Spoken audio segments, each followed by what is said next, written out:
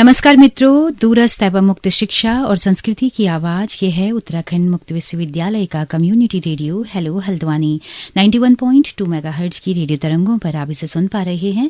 दोस्तों, हमारे स्टूडियो में आज एक बहुत ही खास मेहमान मौजूद हैं और हम एक बहुत ही खास विषय पर बातचीत करने वाले हैं जिस पर हर कोई जानना चाहता है और खासकर अभी जो भूकंप आया है उसके बाद से हर कोई जानना चाहता है कि आखिर ये भूकंप क्यों आते हैं और कितना खतरा है उत्तराखंड को इन भूकंपों से और लगातार एक ही रिएक्टर पैमाने के भूकंप क्यों आ रहे हैं। इस तरह के तमाम सवालों पर हम बात करेंगे। हमारे साथ मौजूद हैं भूगर्भ विज्ञान में professor doctor PD Pant ji, जो कि इस वक्त उत्तराखंड मुक्त विश्वविद्यालय में हैं और साइंस विद्यापीठ के विद्या शाखा के डायरेक्टर भी हैं, पूर्व में रजिस्ट्रार भी रहे हैं और कुमाऊं विश्वविद्यालय नैनीताल में बहुत अरसे तक आपने पढ़ाया है। पीडी पंत जी, आपका बहुत बहुत स्वागत है।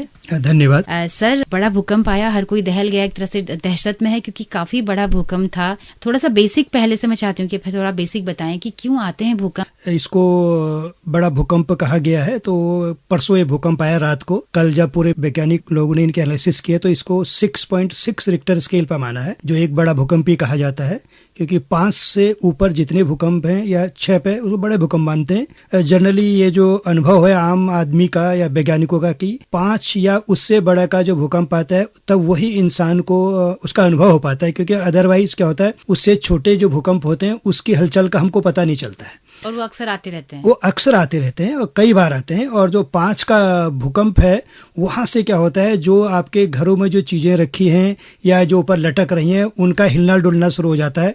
जैसे कि अगर आपने घर में किचन में आपने बर्तन रखे हैं तो आपस में टकराने लग जाते हैं। तो 5 की स्थिति होती है जहां से पता इंसान को लगता है कि कोई भूकंप जरूर आया है, क्योंकि हम भी स्वयं हिलने लग जाते हैं और चीजें भी हिलती हैं।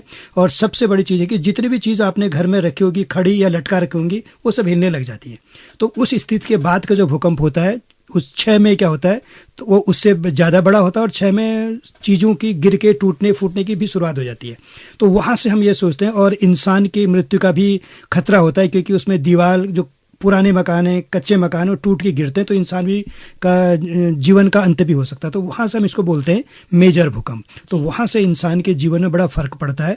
उससे जो छोटे भूकंप होते हैं हम उसको मेजर में नहीं मानते हैं। जैसे मैंने कहा कि 5 से कम के जो भूकंप होते हैं वो आम इंसान को उनका पता नहीं लगता। हाँ, जो जीव जंतु जमीन से जुड़े होते हैं या जमीन के अंदर होते हैं वो इसको जरूर महसूस कर लेते हैं, क्योंकि वो एकदम जमीन से जुड़े हैं और हम लोग अपनी और नित्य प्रतिदिन की क्रिया में व्यस्त रहते हैं। तो जो बहुत हल्के झटके होते हैं वो महसूस नहीं कर पाते हैं। हाँ, लेकिन जो 5 या उससे बड़े होते हैं उनका हमको पता लग जाती है भूकंप आ गया है। तो ये बहुत विशेष बात यह है कि 6 या उससे भूकंप को हम लोग मेजर मानते हैं। तो पिछला अगर एनालिसिस देखें तो लगातार इसी बीच के भूकंप आ रहे हैं, तो क्या वजह है? हाँ, आप ये देख रहे होंगे, लगभग हम देख रहे हैं तो ये 6 का जो भूकंप होता है या 6 के आसपास का, इसका एक निश्चित पीरियड होता है। हम बोलते हैं साइक्लोसिटी बोलते हैं, एक निश्चित समय बाद आ रहे हैं। लगभग 10 या 12 साल इनका एक पीरियड होता है। हर 10 या 12 साल बाद आपको एक 6 का भूकंप जरूर दिख रहा होगा। जैसे हमारे उत्तरकाशी में आया, फिर उसके बाद हमारा कपकोट में आया, फिर उसके बाद देखेंगे अभी नेपाल के साथ पिछले 2015 में उतना बड़ा भूकंप आया था, फिर आज वो फिर से भूकंप आ रहा है।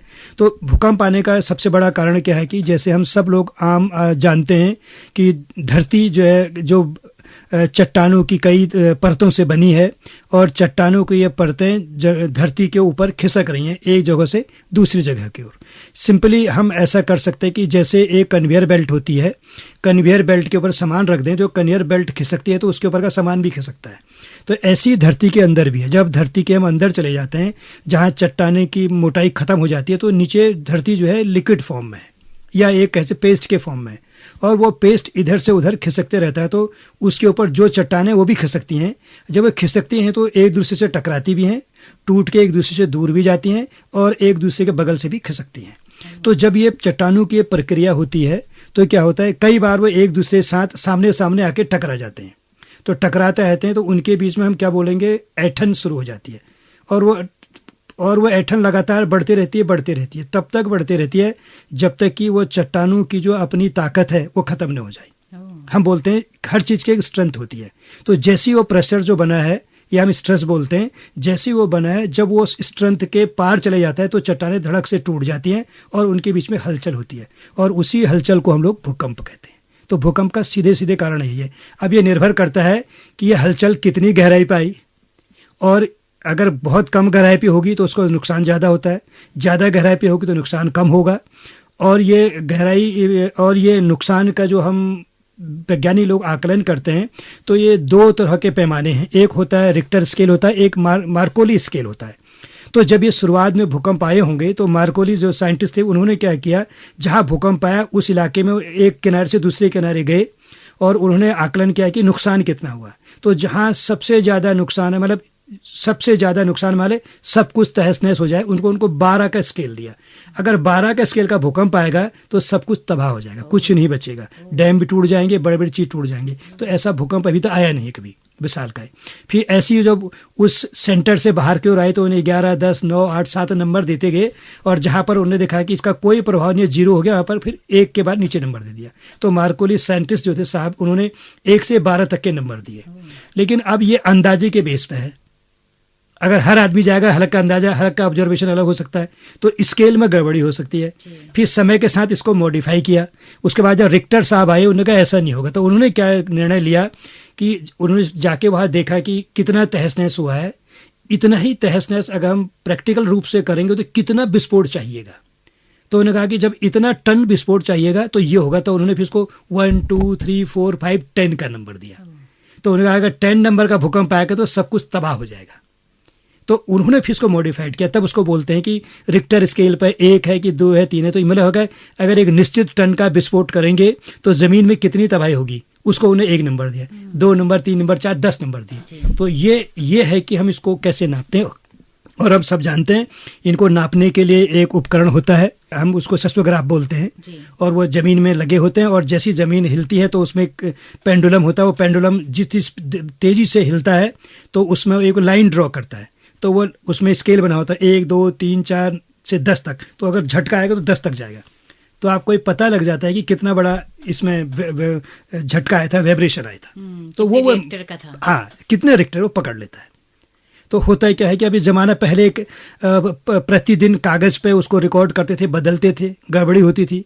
फिर वो चीज़ आते गई। आजकल अब मैग्नेटिक टेप आ गए।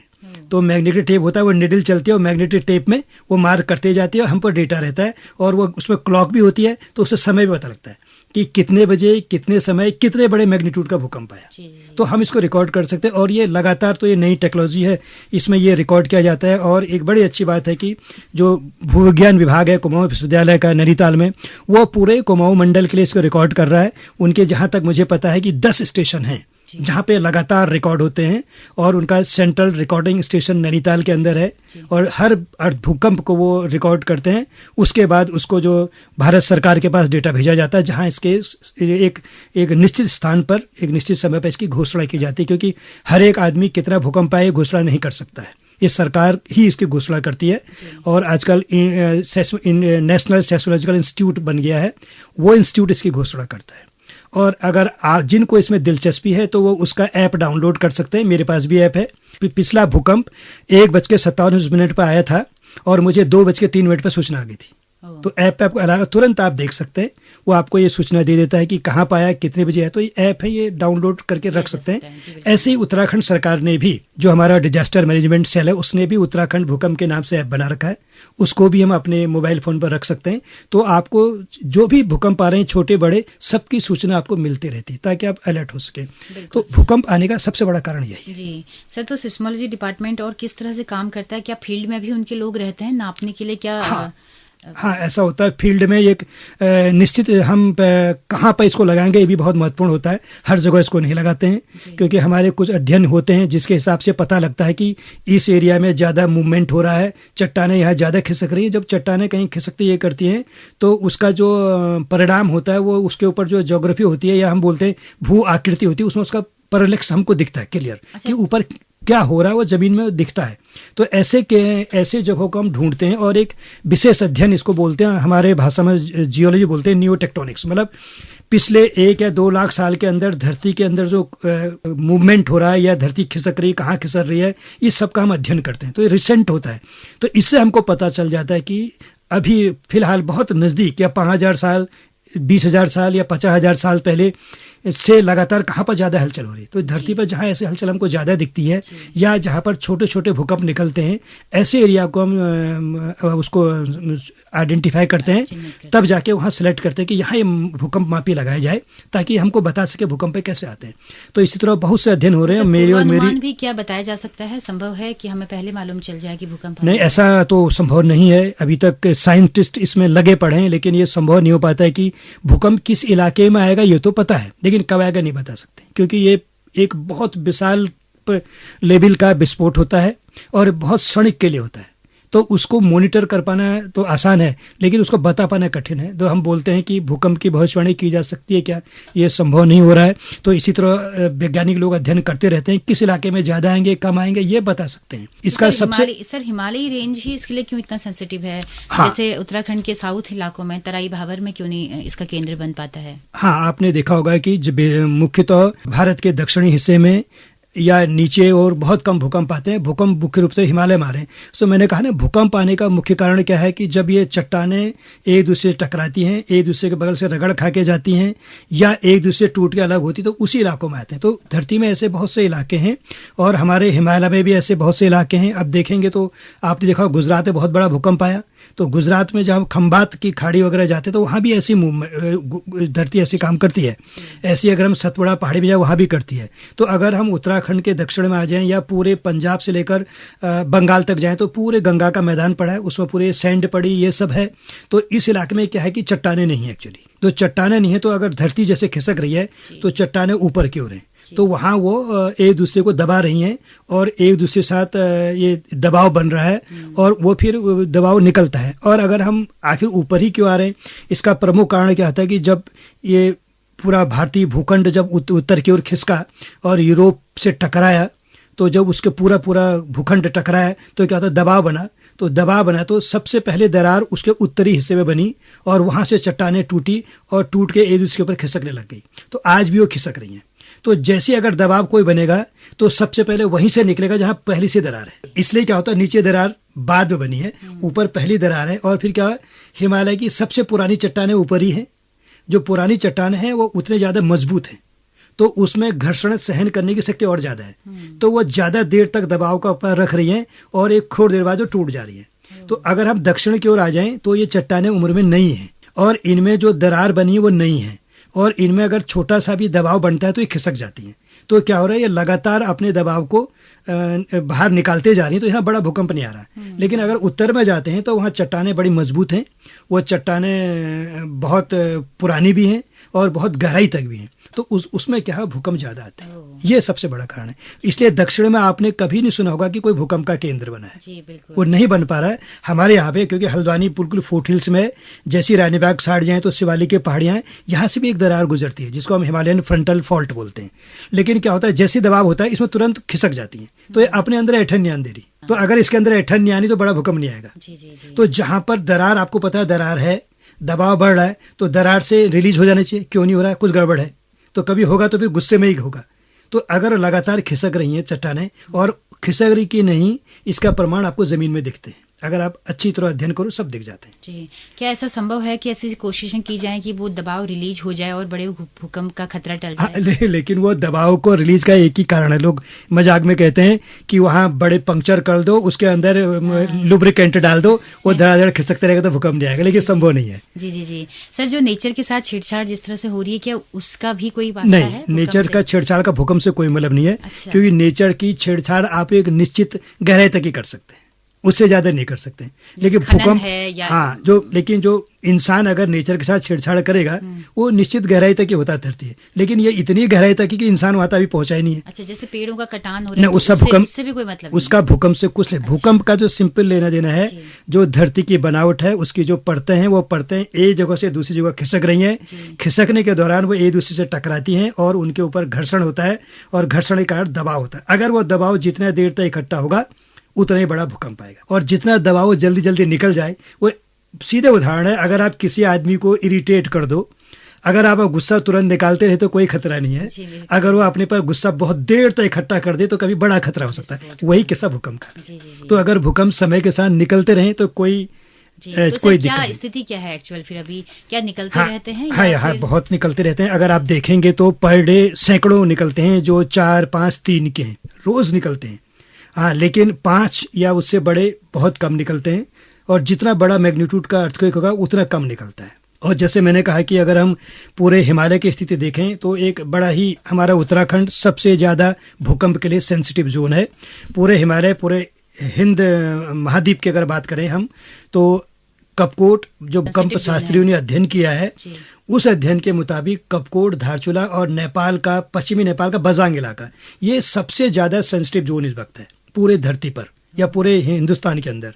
और यहाँ पर जो घर्षण इकट्ठा हो गया है वो ये 8 के भूकंप के बराबर हो गया है। तो जब तक ये 8 का भूकंप नहीं आएगा तो वो घर्षण 0 नहीं होगा।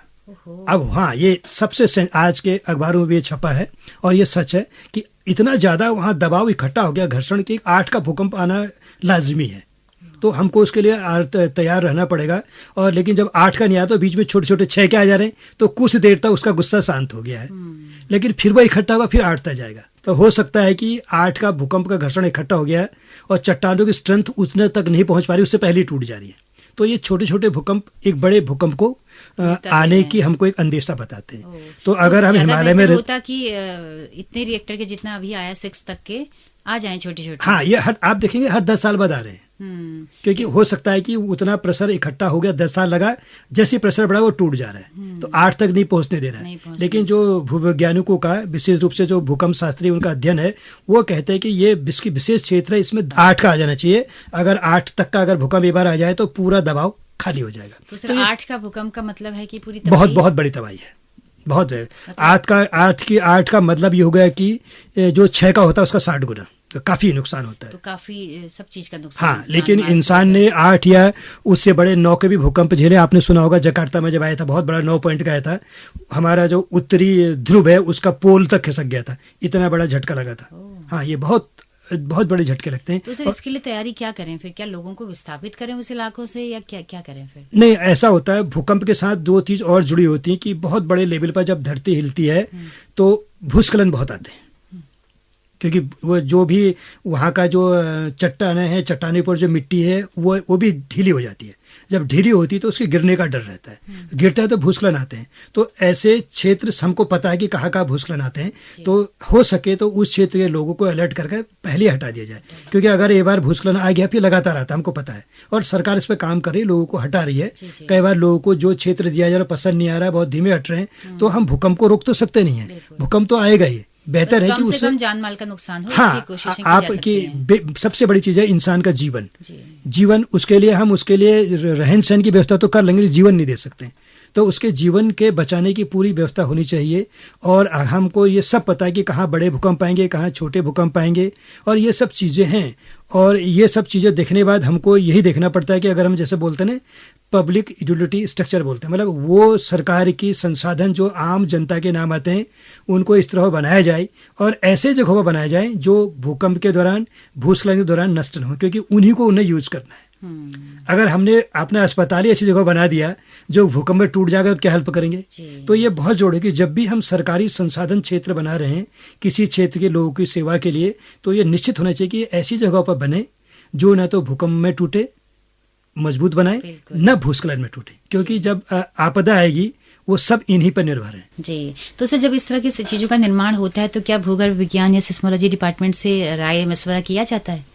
नहीं, कई बार जो बहुत बड़े स्ट्रक्चर्स होते हैं उसको पूछते हैं, लेकिन आम में ये नहीं पूछा जाता, एक्चुअली नहीं पूछते हैं। और क्योंकि ये थोड़ा महंगा भी होता है, उसका आपको ट्रीटमेंट करना पड़ेगा तो महंगा होता है। अच्छा। लेकिन अभी भी कई लोगों ने इस तरह के मकान बनाने शुरू कर दिए हैं। लेकिन हमारे पास एक बड़ा आश्चर्यजनक है, अगर आप यमुना वैली में एक जगह है, बनाल गाँव है, बनाल गाँव है, और ये हमारे बड़कोट के आसपास है।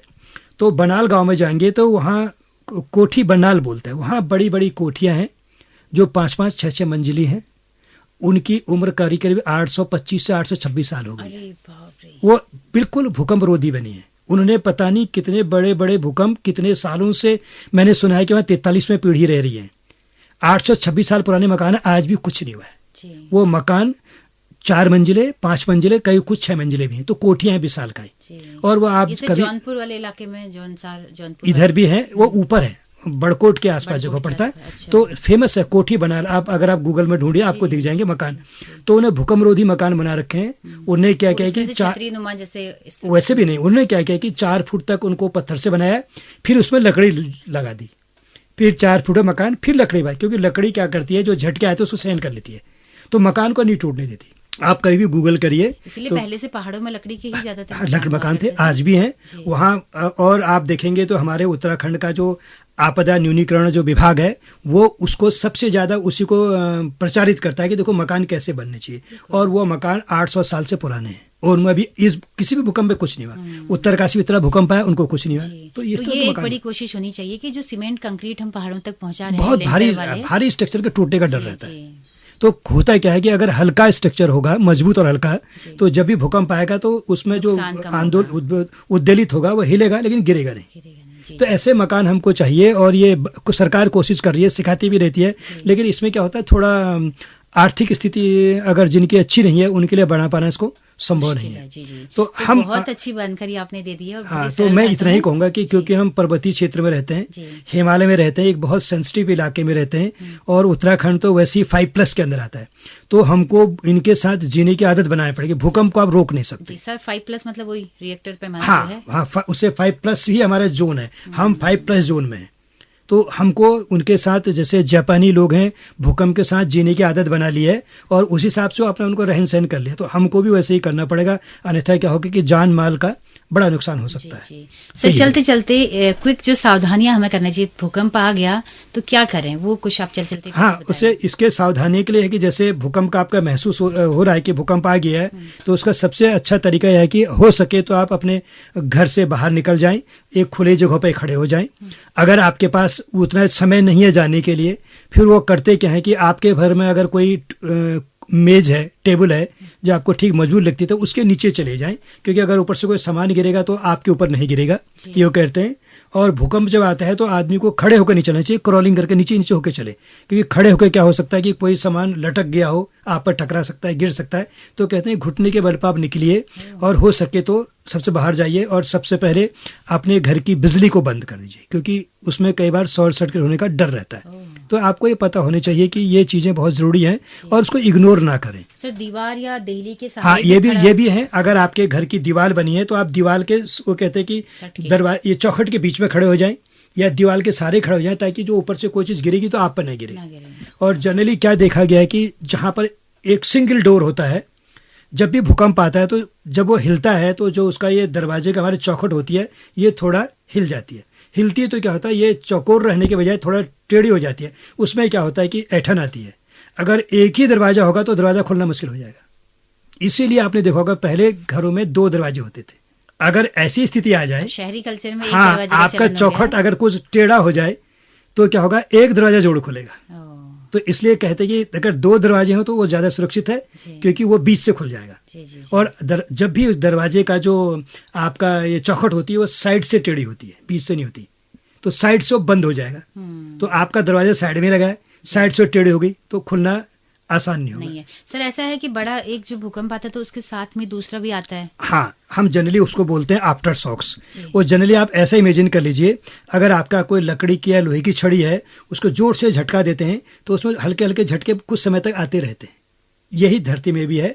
तो चट्टान है, चट्टान को एक बड़ा जोर का झटका दिया तो वो छोटे छोटे झटके, उसको शांत होने के लिए टाइम चाहिए, तो उस टाइम में छोटे छोटे झटके आते भी रहते। तो वो छोटे झटके कम ही होंगे, उससे बड़ा नहीं होगा। उससे बड़ा नहीं होता, वो कम होते हैं, और वो कई बार 2-3 दिन तक चलते हैं।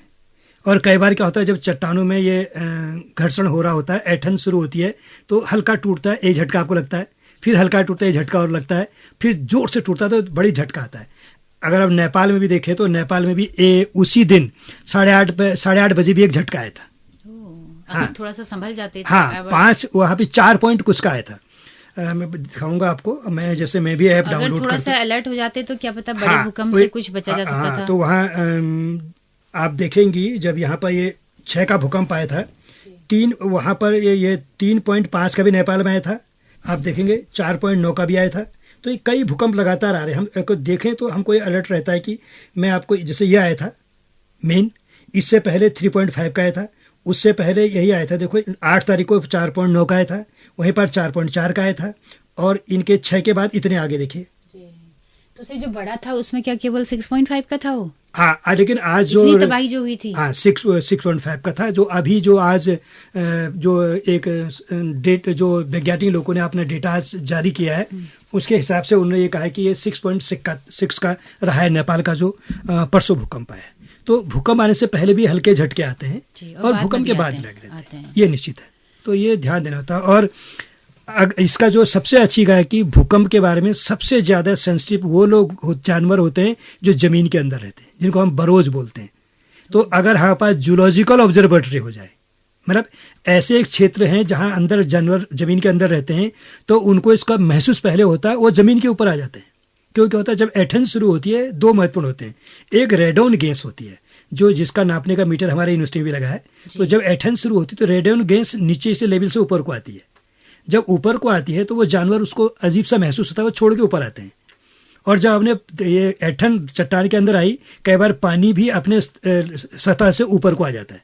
तो ये सभी जानवर या जो ये जमीन के अंदर जो रहते हैं, इनको अजीब सा महसूस होता है, ये अपने जगह छोड़ के ऊपर आ जाते हैं। तो अगर हम अगर ये ध्यान दें तो एक कम से कम 1 या 2 घंटे पहले बता देते हैं। अच्छा, ये इतना समय पहले आ जाते हैं, इनको पता लग जाता है। तो बहुत अच्छा आपने कई बार सुना भी होगा कि जब भूकंप आता है तो कई बार घरों में जो कुत्ते वगैरह होते हैं ये पहले अलर्ट हो जाते हैं, ये अजीब सी हरकत करने लग जाते हैं, क्योंकि ये जमीन से ज्यादा सेंसिटिव है, ये जुड़े ही रहते हैं। हम लोग तो दुनिया में अपने जीवन यापन में कई व्यस्त रहते हैं, लेकिन वो जमीन से जुड़े रहते हैं, तो हमसे कई समय पहले उनको महसूस हो जाता है। तो आप देखेंगे सर्वे ऑफ इंडिया या इस तरह के जो संस्थान है वो कुछ कोशिशें ये करती हैं, वो ये ऐसे हैं, उसको बोलते हैं कि हम बोलेंगे कि इसको एक होती है पेलियो सेस्मोलॉजी भी होता है, मतलब पूर्व में आए हैं भूकंपों का अध्ययन। तो अभी हमारे पास मॉडर्न जो हम इंसान हैं, पिछले 200 साल का ही रिकॉर्ड है, क्योंकि उससे पहले यहाँ पर रिकॉर्डिंग था ही नहीं। तो पिछले 200 साल में जो भी भूकंप आए हैं उन सब का डेटा हमारे पास है। तो उनकी जो प्रकृति क्या है आने की, उसको सब अध्ययन किए हैं। उसके हिसाब से पता लगता है कि कहाँ पर भूकंप बड़े आ रहे, छोटे आ रहे, कैसे आ रहे हैं, कैसे हम अलर्ट रहे हैं, तो ये कराया जाता है। और उसी के हिसाब से जो मैप बना रखे हैं।